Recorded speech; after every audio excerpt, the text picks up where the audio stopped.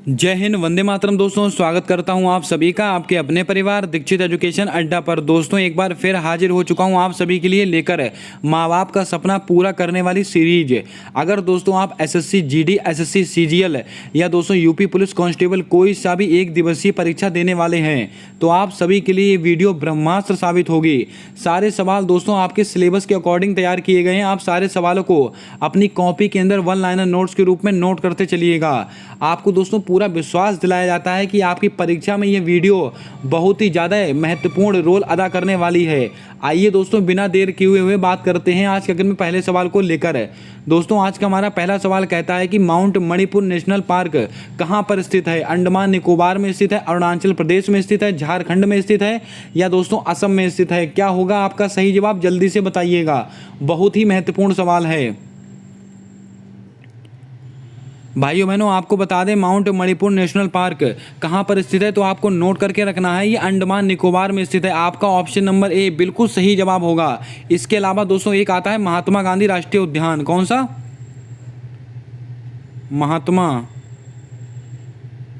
Gandhi national park. ये दोस्तों कहाँ पर स्थित है? ये भी अंडमान निकोबार में ही स्थित है। ये दो ऐसे राष्ट्रीय उद्यान है जो बार बार परीक्षा में पूछे जाते हैं।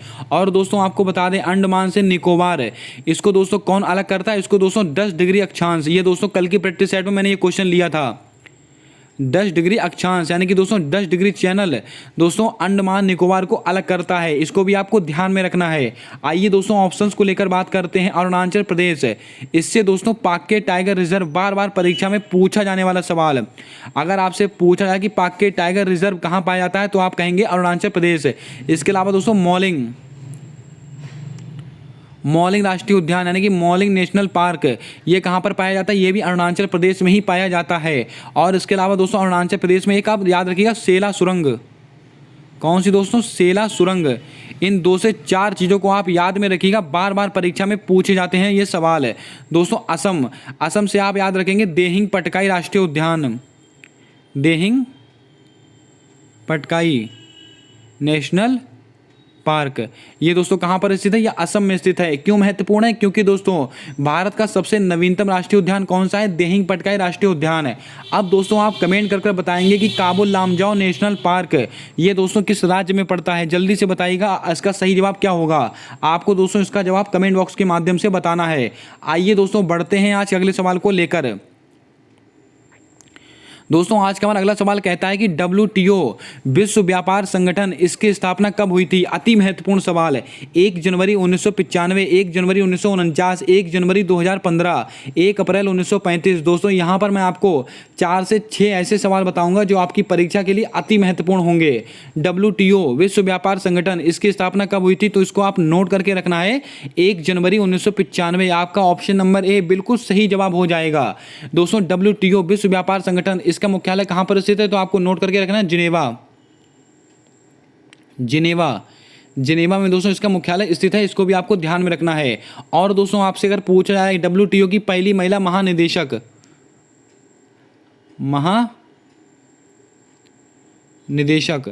पहली महिला महानिदेशक दोस्तों कौन बनाई गई है? नागोजी ओंकाजा इवेला। नागोजी ओंकाजा इवेला, इस नाम को आप याद रखिएगा। और ये दोस्तों कहाँ की रहने वाली है? ये दोस्तों नाइजीरिया की रहने वाली हैं। आपको यह भी पता होना चाहिए। अब दोस्तों एक ऐसा सवाल मैं आपको बताने वाला हूं जो आपकी एसएससी की परीक्षा के लिए ब्रह्मास्त्र सवाल होगा। दोस्तों WTO विश्व व्यापार संगठन इसकी स्थापना कब हुई है? 1 जनवरी 1995। और दोस्तों इसका मुख्यालय कहाँ पर स्थित है? जिनेवा में स्थित है। और इसकी पहली महिला महानिदेशक कौन बनी है? नागोजी ओंकाजा इवेला। कहाँ की रहने वाली है? नाइजीरिया की रहने वाली है। लेकिन दोस्तों WTO का अध्यक्ष किसको बनाया गया है? बहुत ही महत्वपूर्ण सवाल, बहुत ही छुपा रुस्तम सवाल। आपको दोस्तों जो मैंने जानकारी दी है वो सब लोग देंगे, लेकिन ऐसा सवाल जो दोस्तों बहुत कम लोग इसको बताएंगे आपको। इसके दोस्तों अगर आपसे वर्तमान में अध्यक्ष पूछा जाए तो आप कहेंगे अनवर हुसैन शेख। अनवर हुसैन। अनवर हुसैन शेख। इस नाम को आप वेरी इंपॉर्टेंट में याद करके रखिएगा। कई बार दोस्तों ऐसे सवाल एसएससी पूछता है जिसका जवाब दोस्तों बहुत कम लोगों को पता होता है। उम्मीद करता हूं दोस्तों यहां से आपने सारे सवालों को नोट कर लिया होगा। दोस्तों यहां पर एक तारीख और भी महत्वपूर्ण है, ये देखिए 1 जनवरी 2015 इसको दोस्तों नीति आयोग की स्थापना हुई थी। किसका दोस्तों? नीति आयोग। अब आप कमेंट करके बताएंगे कि नीति आयोग के वर्तमान में उपाध्यक्ष कौन है। अति महत्वपूर्ण सवाल है और कई बार मैंने दोस्तों ये सवाल अपने प्रैक्टिस सेट में लिया है। आइए बढ़ते हैं आज के अगले सवाल को लेकर। दोस्तों ये देखिए बहुत ही जबरदस्त सवाल। ये सवाल दोस्तों मैंने शायद कल या परसों की प्रैक्टिस सेट में लिया है, ये दोबारा से रिपीट हो गया, इसको आप फिर से देख लीजिएगा। नाटो संगठन की सामूहिक सुरक्षा की धारा कौन सी है? धारा 4 है, धारा 5 है, धारा 6 है, धारा 7 है। क्या होगा आपका सही जवाब? जल्दी से बताइएगा। नाटो संगठन आपकी परीक्षा के लिए अति महत्वपूर्ण संगठन है। नॉर्थ अटलांटिक ट्रीटी ऑर्गेनाइजेशन, इसकी दोस्तों फुल फॉर्म, इसको भी आपको याद करना है क्योंकि दोस्तों ये परीक्षा में ही पूछा गया सवाल है। और दोस्तों आपको बता दें नाटो संगठन की सामूहिक सुरक्षा धारा कौन सी? धारा 5। आपका ऑप्शन नंबर बी बिल्कुल सही जवाब होगा। और दोस्तों इसकी स्थापना कब हुई तो आपको नोट करके रखना है 4 अप्रैल 1949 इसकी स्थापना हुई है। किसकी दोस्तों? नाटो की। और इसका मुख्यालय कहाँ स्थित है? ब्रुसेल्स। और ब्रुसेल्स दोस्तों कहाँ पर है? ये बेल्जियम में स्थित है। इसको भी आपको पता होना चाहिए। और दोस्तों इसमें कितने मेंबर हैं? इसमें कुल 30 देश होते हैं। दोस्तों सामूहिक सुरक्षा की धारा होती क्या है? अगर दोस्तों इन 30 देशों के किसी एक देश पर आक्रमण हुआ तो भाई आक्रमण इन 30 देशों के ऊपर माना जाएगा और 30 देश आक्रमण हुए उस देश का दोस्तों मदद करेंगे, उसकी हेल्प करेंगे। यही होती है सामूहिक सुरक्षा की धारा। इसको आप ध्यान में रखेंगे। दोस्तों रूस यूक्रेन युद्ध के बीच में नाटो संगठन बहुत ही ज़्यादा चर्चा का विषय बना था, इसीलिए हमारी परीक्षा के लिए अति महत्वपूर्ण सवाल हो सकता है। दोस्तों अब आप कमेंट करके बताएं कि यूक्रेन में फंसे भारतीयों को वापस लाने के लिए भारत सरकार के द्वारा कौन सा ऑपरेशन चलाया गया था? जल्दी से बताइएगा। दोस्तों आपको बता दें यूक्रेन की राजधानी कौन सी है? कीव। थोड़ी सी जानकारी दोस्तों आप और भी नोट करके रखिएगा। कीव दोस्तों यूक्रेन की राजधानी है। और रूस की दोस्तों कौन सी है? मॉस्को। इसको भी आप थोड़ा ध्यान में रखिएगा, आपसे यहाँ से भी सवाल पूछे जा सकते हैं। उम्मीद करता हूँ आपने सारे सवालों को 1 बाय 1 करके नोट किया होगा। आइए बढ़ते हैं आज के अगले सवाल को लेकर। दोस्तों जीके का एकदम लल्लन टॉप प्रश्न है। राष्ट्रीय जलमार्ग 2 किस नदी पर स्थित है? ब्रह्मपुत्र नदी पर, नर्मदा नदी पर, कावेरी नदी पर, कृष्णा नदी पर। नदियों का एक सवाल आपकी एसएससी की परीक्षा में फिक्स होता है। जल्दी से बताइएगा आपका सही जवाब क्या होगा। राष्ट्रीय जलमार्ग 2 किस नदी पर स्थित है? जल्दी से बताइएगा। भाइयों बहनों आपको बता दें राष्ट्रीय जलमार्ग 2 किस नदी पर स्थित है तो आपको नोट करके रखना है ब्रह्मपुत्र नदी पर स्थित है। और ब्रह्मपुत्र नदी पर दोस्तों आपको बताएं कहां कहां से है?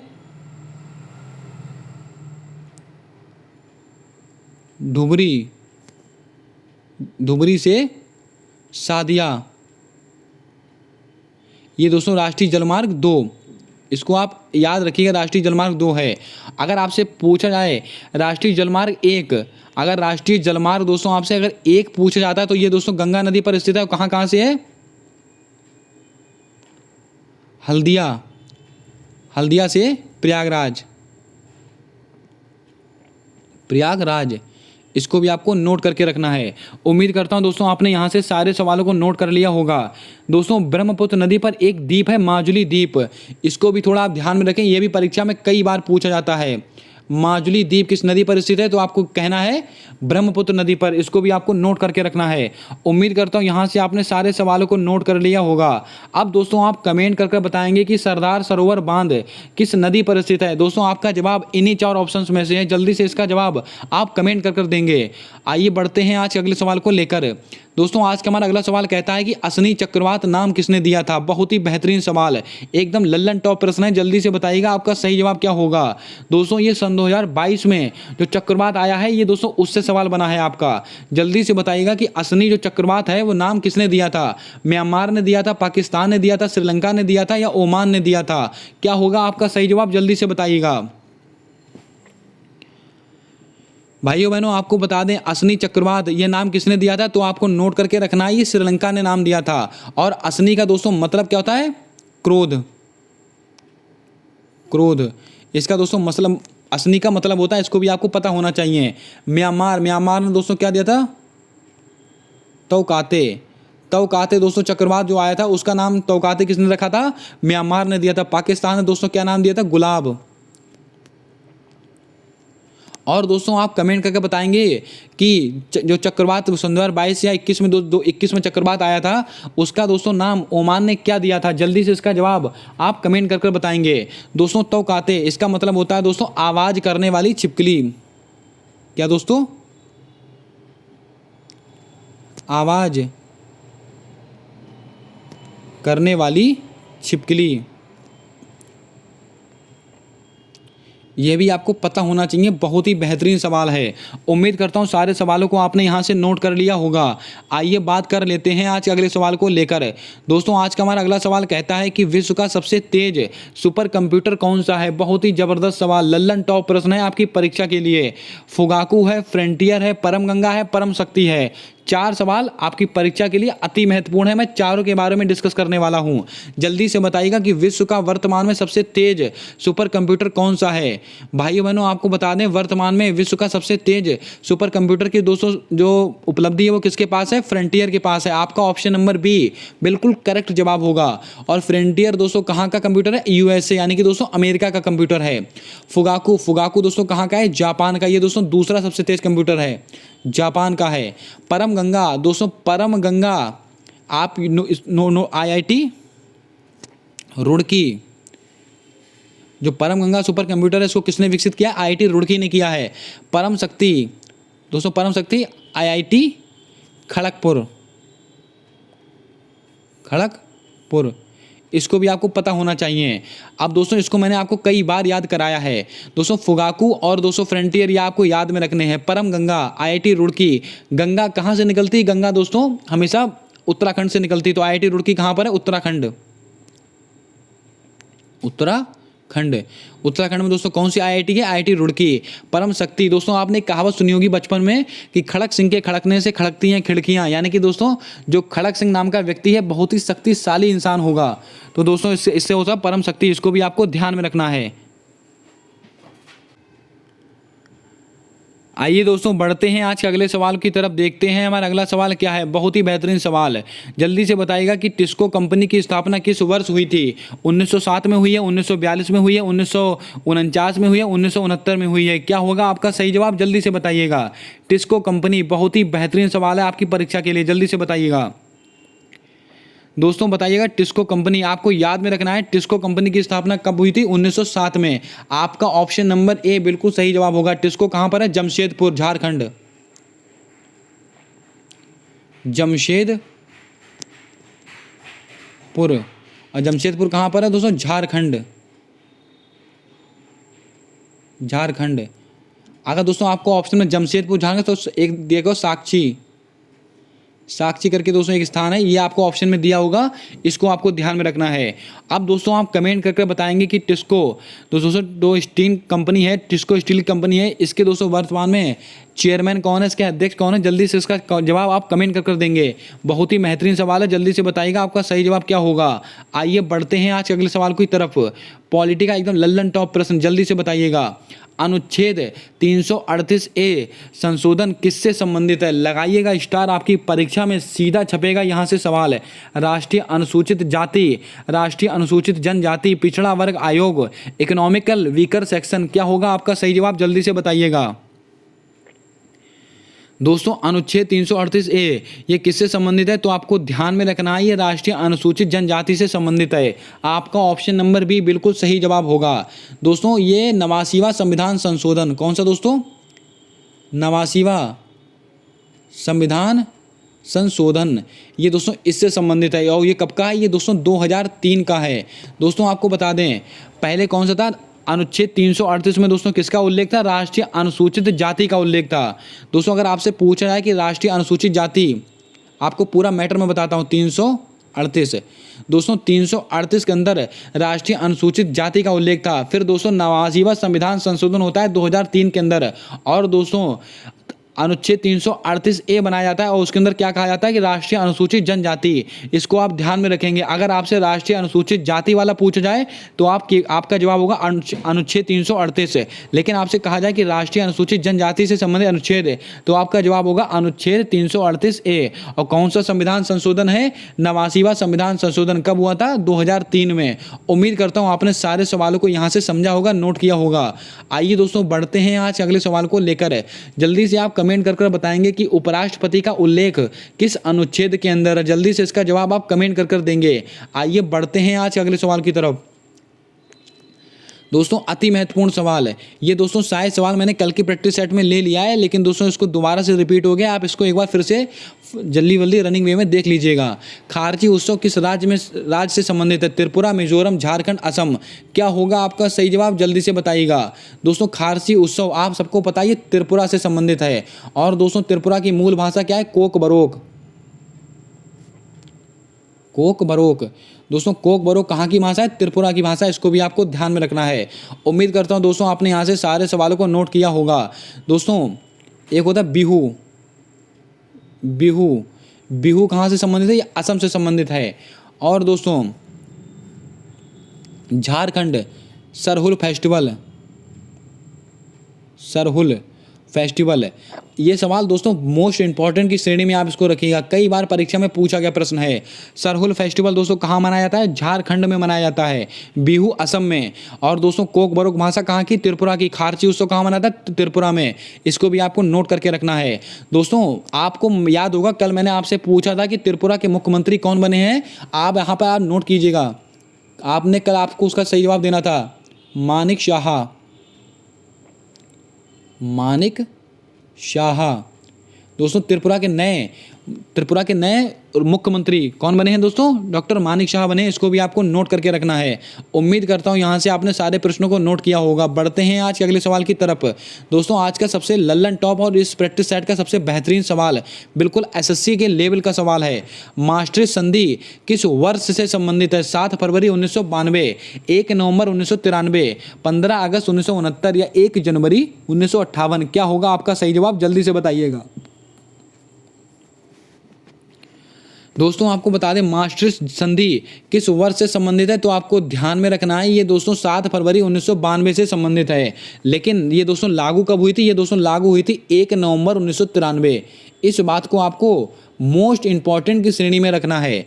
दोस्तों मास्ट्रिच संधि इस दोस्तों कब से संबंधित है? 7 फरवरी 1992 से। लेकिन ये लागू कब हुई थी? 1 नवंबर 1993 से। दोस्तों 15 अगस्त 1969 इसको दोस्तों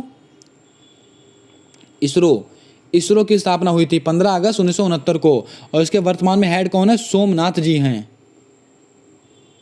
सोमनाथ जी इसके वर्तमान में हेड हैं। अब आपसे पूछा है कि 1 जनवरी 1958 है। इसको दोस्तों डीआरडीओ। और इसके वर्तमान में हेड कौन है? समीर वी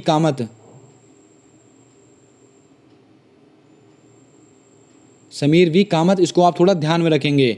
अब दोस्तों आपको कमेंट करके बताना है कि डीआरडीओ का जो दोस्तों मूल वाक्य है, उसका ध्येय वाक्य है, वो क्या है। जल्दी से इसका जवाब आप कमेंट कर देंगे। अति महत्वपूर्ण सवाल है आपकी परीक्षा के लिए। आइए बढ़ते हैं आज के अगले और महत्वपूर्ण सवाल की तरफ। दोस्तों आज का हमारा अगला सवाल कहता है कि स्वतंत्रता एक्ट किस वर्ष से संबंधित है? हिस्ट्री का एकदम लल्लन टॉप प्रश्न। 18 जुलाई 1947, 13 दिसंबर 1946, 9 अगस्त 1942 या 5 मार्च 1931। क्या होगा आपका सही जवाब? जल्दी से बताइएगा। स्वतंत्रता एक्ट किस वर्ष से संबंधित है, तो आपको नोट करके रखना है दोस्तों अति महत्वपूर्ण सवाल के रूप में 18 जुलाई 1947। आपका ऑप्शन नंबर ए बिल्कुल सही जवाब होगा। दोस्तों स्वतंत्रता एक्ट कब से संबंधित है? 18 जुलाई 1947। दोस्तों 13 दिसंबर 1946 इसको दोस्तों क्या हुआ था? संविधान सभा की पहली बैठक। ये दोस्तों 13 दिसंबर यहाँ पर 9 दिसंबर 1946 संविधान सभा की पहली बैठक हुई थी, फर्स्ट बैठक। इसको आप ध्यान में रखेंगे। पहली बैठक कब हुई थी? 9 दिसंबर 1946 को। और दोस्तों आपसे पूछा है 9 अगस्त 1942 से भारत छोड़ो आंदोलन हुआ था। दोस्तों भारत छोड़ो आंदोलन अगर आपसे पूछा जाए कि इस समय भारत के वायसराय कौन थे? लिन लिथ गो। बहुत ही जबरदस्त सवाल है ये दोस्तों। कौन से? लिन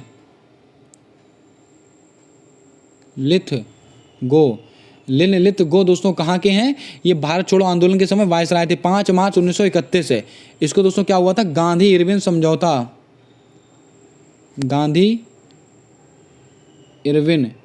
गांधी इरविन समझौता हुआ था 5 मार्च 1931। उम्मीद करता हूं दोस्तों यहां से आपने सारे सवालों को नोट कर लिया होगा।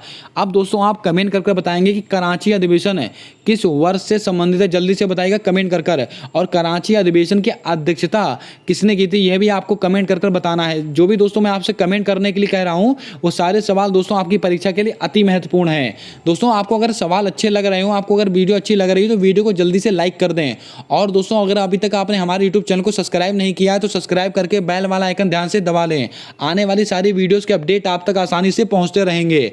ये सारी को सारी मेहनत सिर्फ आप लोगों के लिए की जाती है, आपके माँ बाप के सपने को पूरा करने के लिए की जाती है। आइए दोस्तों बिना देर किए हुए बात करते हैं आज अगले सवाल को लेकर। दोस्तों हिस्ट्री का बहुत ही लल्लन टॉप प्रश्न, भारत के पहले गवर्नर जनरल कौन थे? दोस्तों ये ऐसा सवाल है दोस्तों, अगर इसको बार बार ना याद किया जाए, बार बार ना पढ़ा जाए तो दोस्तों भूलना स्वाभाविक है। जल्दी से बताइएगा। विलियम बेंटिक थे, रॉबर्ट क्लाइव थे, वॉरेन हेस्टिंग थे, लॉर्ड रिपन थे। क्या होगा आपका सही जवाब, जल्दी से बताइएगा। दोस्तों भारत के पहले गवर्नर जनरल कौन थे तो आपको नोट करके रखना है, बहुत ही महत्वपूर्ण सवाल है। William Bentinck. कौन दोस्तों? William Bentinck. आपका ऑप्शन नंबर ए बिल्कुल सही जवाब होगा।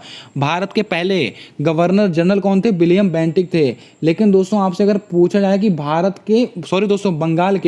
बंगाल के पहले गवर्नर जनरल कौन थे? Warren Hastings. अगर आपसे कहा जाए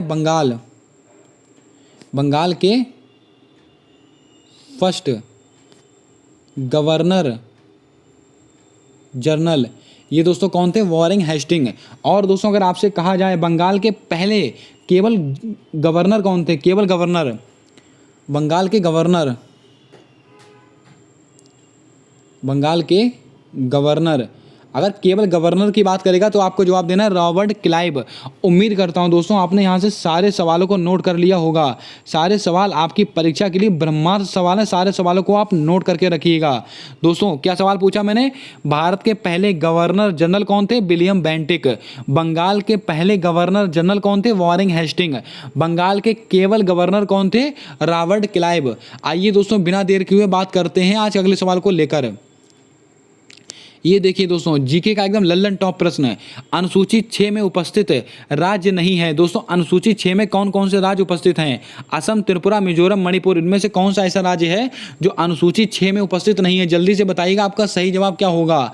दोस्तों बहुत ही बेहतरीन सवाल है आपकी परीक्षा के लिए, जल्दी से बताइएगा। भाइयों बहनों आपको बता दें अनुसूची 6 में उपस्थित राज्य कौन सा नहीं है तो आपको नोट करके रखना है मणिपुर। आपका ऑप्शन नंबर डी बिल्कुल सही जवाब होगा। दोस्तों अनुसूची 6 में असम उपस्थित है, त्रिपुरा उपस्थित है, मिजोरम उपस्थित है, इसके अलावा मेघालय। कौन सा दोस्तों? मेघालय उपस्थित है। ये दोस्तों 4 राज्य अनुसूची 6 में उपस्थित हैं। इसको आपको ध्यान में रखना है। आपसे कोई सा भी सवाल यहाँ से पूछा जा सकता है। उम्मीद करता हूँ दोस्तों आपने यहाँ से सारे सवालों को नोट कर लिया होगा। अब दोस्तों आपकी जिम्मेदारी बनती है बताइएगा अनुसूची 1 में किसका उल्लेख है? जल्दी से इसका जवाब आप कमेंट कर देंगे। अति महत्वपूर्ण सवाल है आपकी परीक्षा के लिए। आइए बढ़ते हैं आज अगले सवाल को लेकर। महत्वपूर्ण योजनाएं।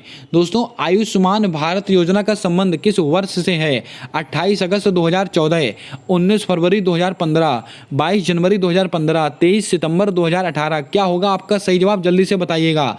आयुष्मान भारत योजना आपकी परीक्षा में छपने वाला सवाल, जल्दी से बताइएगा। भाई बहनों आपको बता दें आयुष्मान भारत योजना दोस्तों कब से संबंधित है तो आपको नोट करके रखना है 23 सितंबर 2018। आपका ऑप्शन नंबर डी बिल्कुल सही जवाब होगा। दोस्तों ये स्वास्थ्य से संबंधित है, इसको भी आपको पता होना चाहिए। आइए दोस्तों बात करते हैं ऑप्शंस को लेकर। 28 अगस्त 2014 जन धन योजना। वित्तीय समावेशन की सबसे बड़ी योजना कौन सी? जन धन योजना। जनधन योजना ये कब से संबंधित है? 28 अगस्त 2014 से 19 फरवरी 2015। इसको दोस्तों क्या हुआ था? ये सॉइल हेल्थ कार्ड,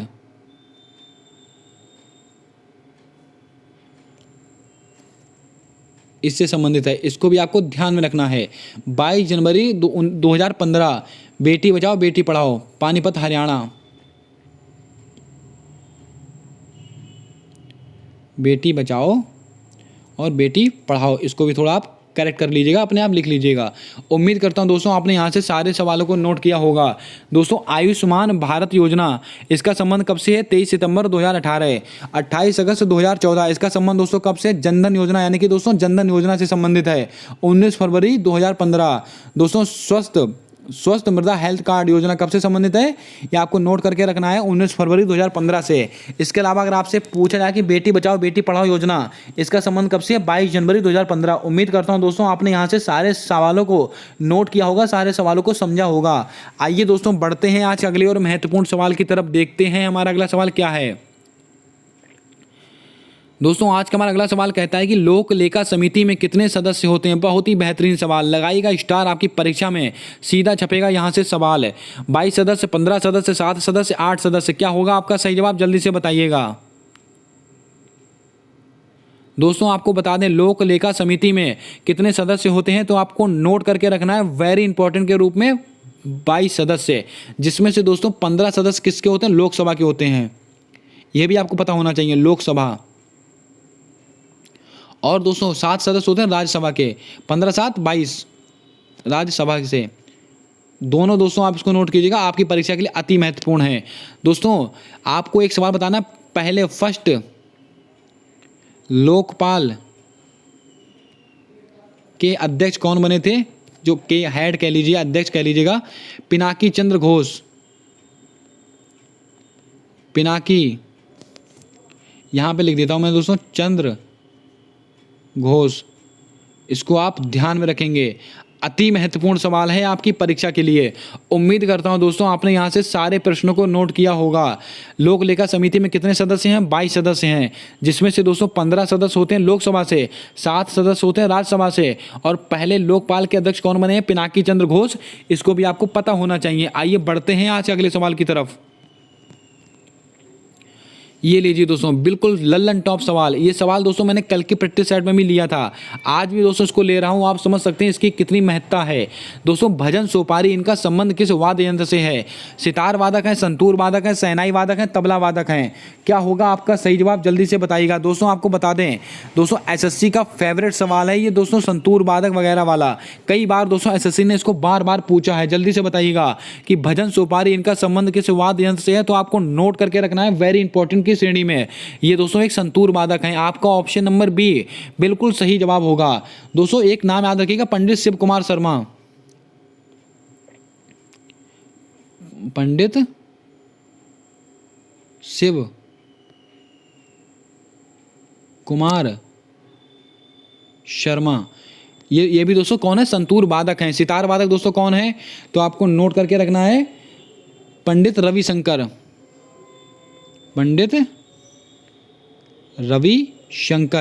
ये दोस्तों कौन है? सितार वादक हैं। इसके अलावा तबला वादक कौन है? जाकिर हुसैन, आप सबको पता है, जाकिर हुसैन।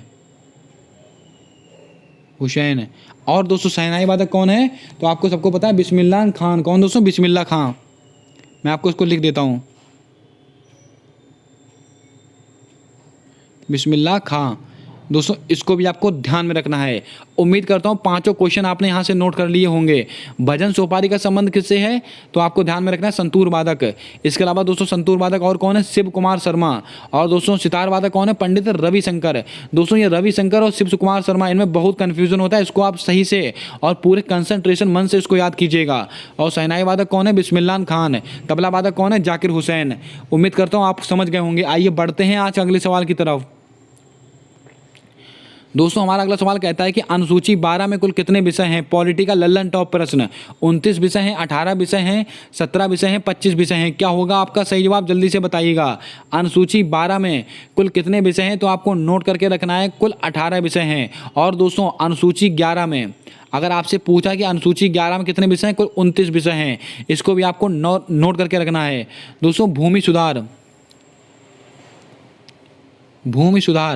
भूमि सुधार से दोस्तों कौन से अनुसूची? 9वीं। जो 9वीं अनुसूची है वो सब भूमि सुधार से संबंधित है, इसको भी आपको नोट करके रखना है। अब दोस्तों आप कमेंट कर बताएंगे कि जो वेतन भत्ते हैं उसका उल्लेख किस अनुसूची में है, वेतन भत्तों का उल्लेख किस अनुसूची में है, इसका जवाब आप कमेंट कर देंगे। अति महत्वपूर्ण सवाल है आपकी परीक्षा के लिए। आइए बात करते हैं आज अगले सवाल की तरफ। दोस्तों आज का हमारा अगला सवाल कहता है कि भारत के पहले न्यायवादी कौन थे। बहुत ही बेहतरीन सवाल, जल्दी से बताइएगा। के वेणुगोपाल, शीतल वाड़, रमा देवी, सुकुमार सेन। यहां से दोस्तों मैं आपको ऐसा सवाल बताने वाला हूं जो आपकी परीक्षा के लिए ब्रह्मास्त्र साबित होगा। भारत के पहले न्यायवादी कौन है, सॉरी दोस्तों महान्यायवादी कौन है, जल्दी से बताइएगा। भाई बहनों आपको बता दें भारत के पहले न्यायवादी महान्यायवादी कौन है, तो आपको नोट करके रखना है शीतल वाड़। आपका ऑप्शन नंबर बी बिल्कुल सही जवाब होगा। और दोस्तों महान्यायवादी का उल्लेख अनुच्छेद 76 में है। और ये दोस्तों राष्ट्रपति, ये सबसे महत्वपूर्ण सवाल है दोस्तों आपकी परीक्षा के लिए। राष्ट्रपति, अगर आपसे पूछा जाए कि महान्यायवादी किसके प्रसाद पर्यंत कार्य करता है, राष्ट्रपति के प्रसाद पर्यंत कार्य करता है। और उसका अनुच्छेद कौन सा है, अनुच्छेद 76 है। और भारत के पहले महान्यायवादी कौन है, शीतल वाड़ हैं दोस्तों, क्योंकि बहुत ही ज़्यादा चर्चा का विषय बना था ये दोस्तों महान्यायवादी वाला। अब दोस्तों आपकी जिम्मेदारी बनती है आप कमेंट करके बताएं कि वर्तमान समय में भारत के महान्यायवादी अटॉर्नी जनरल कौन है। जल्दी से इसका जवाब आप कमेंट कर देंगे। आपकी परीक्षा के लिए रामबाण सवाल है, 100% आपकी परीक्षा में सवाल आएगा। रमा देवी, ये दोस्तों पहली फर्स्ट महिला चुनाव आयुक्त, फर्स्ट महिला चुनाव आयुक्त रमा देवी। और दोस्तों ये कौन है, फर्स्ट, अगर आपसे पूछे फर्स्ट चुनाव आयुक्त कौन है, सुकुमार सेन। यह भी आपको पता होना चाहिए। वर्तमान में कौन है, राजीव कुमार, इसको भी आपको पता होना चाहिए। उम्मीद करता हूं दोस्तों यहाँ से आपने सारे प्रश्नों को नोट किया होगा। अब आप कमेंट करके बताएंगे कि भारत के वर्तमान में महान्यायवादी कौन है। जल्दी से इसका जवाब आप कमेंट करके बताएंगे। आपकी परीक्षा के लिए बहुत ही ब्रह्मास्त्र सवाल है। आइए बढ़ते हैं आज अगले सवाल की तरफ। दोस्तों अनुच्छेद का बहुत ही बेहतरीन सवाल है। दोस्तों आप देख रहे होंगे हिस्ट्री, पॉलिटी, ज्योग्राफी, आप सारा पोर्शन दोस्तों आपने कवर किया। आपकी परीक्षा के लिए दोस्तों जितने सवाल बन सकते हैं उतने सवाल मैं आपके सामने लेकर आया हूं। निःशुल्क विधिक सहायता से संबंधित अनुच्छेद कौन सा है, अनुच्छेद 266, अनुच्छेद कौन सा 39A, अनुच्छेद 61 या अनुच्छेद 23। क्या होगा आपका सही जवाब, जल्दी से बताइएगा। दोस्तों आपको बता दें निःशुल्क विधिक सहायता, इससे संबंधित अनुच्छेद कौन सा है, अनुच्छेद 39A। आपका ऑप्शन नंबर जो बी है बिल्कुल सही जवाब होगा। उम्मीद करता हूं दोस्तों आपने सारे सवालों को नोट कर लिया होगा। निःशुल्क विधिक सहायता से संबंधित अनुच्छेद कौन सा, अनुच्छेद 39A। अब दोस्तों अनुच्छेद 61, अनुच्छेद 61 ये दोस्तों किससे संबंधित है, जल्दी से बताइएगा। महाभियोग, महाभियोग किसका, महाभियोग राष्ट्रपति का। अनुच्छेद 61 में दोस्तों राष्ट्रपति का महाभियोग है, यह भी आपको पता होना चाहिए।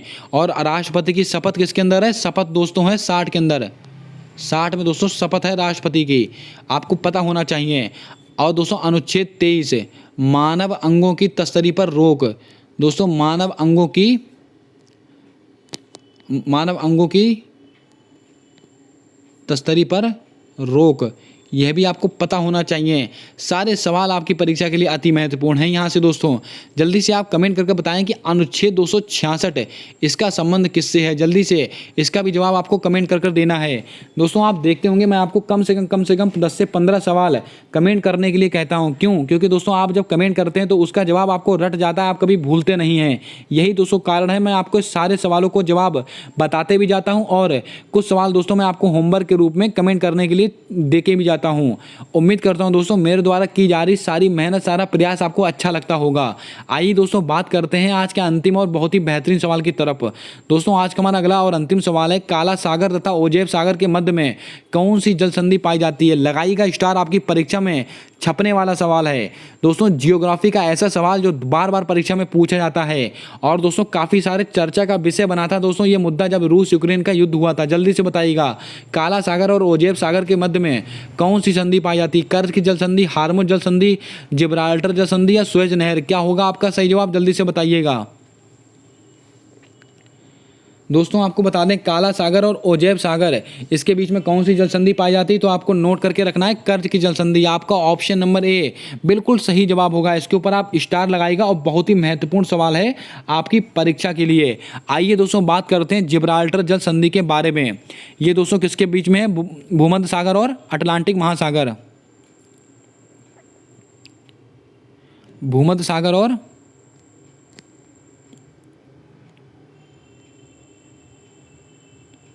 अटलांटिक महासागर, इसके बीच में दोस्तों जिब्राल्टर की जल संधि आती है।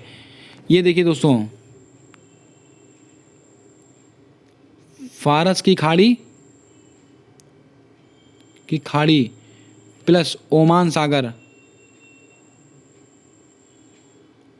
ओमान सागर, इसके बीच में दोस्तों कौन सी जल संधि? हार्मुज जल संधि। इसको भी आपको पता होना चाहिए। सुएज नहर, यह भी आपकी परीक्षा में कई बार परीक्षा में सवाल पूछा जाता है। सुएज नहर दोस्तों भूमध्य सागर और लाल सागर के बीच में है। एक तो दोस्तों ये भूमध्य सागर रहेगा और प्लस कौन सा हो जाएगा? लाल सागर।